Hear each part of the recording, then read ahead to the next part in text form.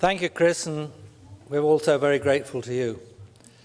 Those of you who came late, well done for getting through the traffic. I'm sorry you had to struggle to get here. You're also very welcome as well. Thanks for coming.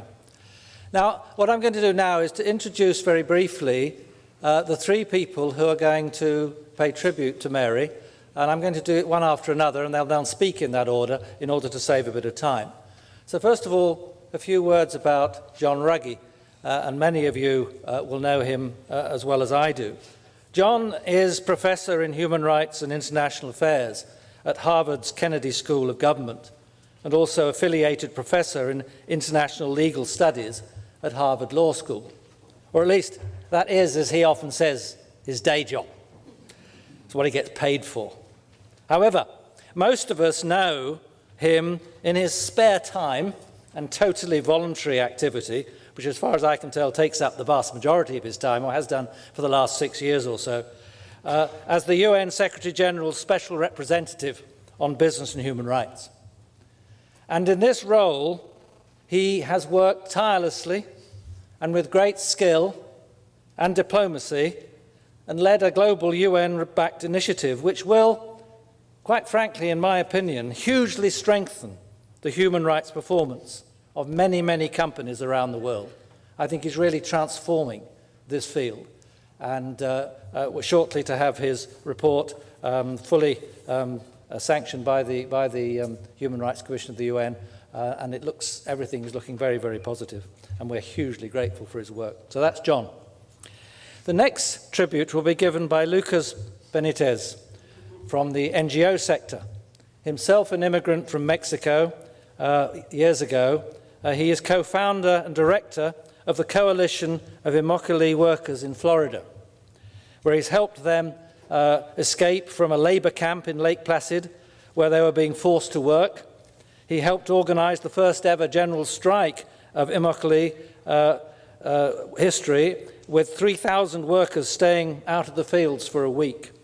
He and his coalition have worked with law enforcement to expose and prosecute half a dozen cases of modern slavery in Florida's tomato fields.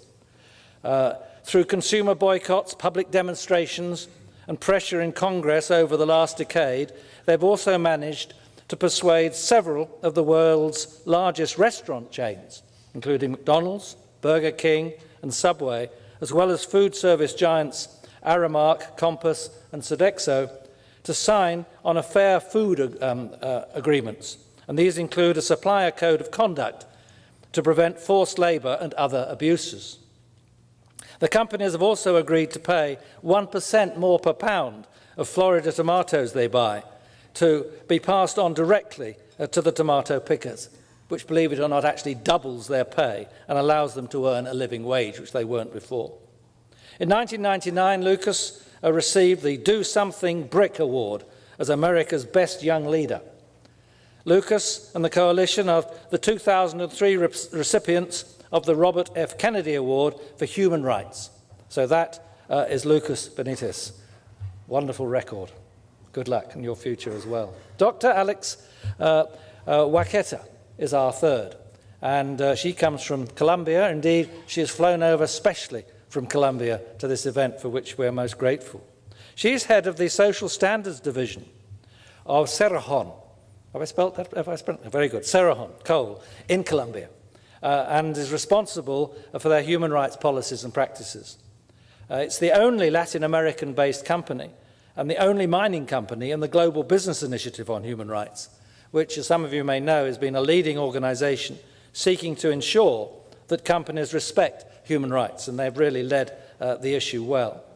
Cerrejón is a joint venture of international mining firms of Anglo-American, BHP Billiton, and Xstrata.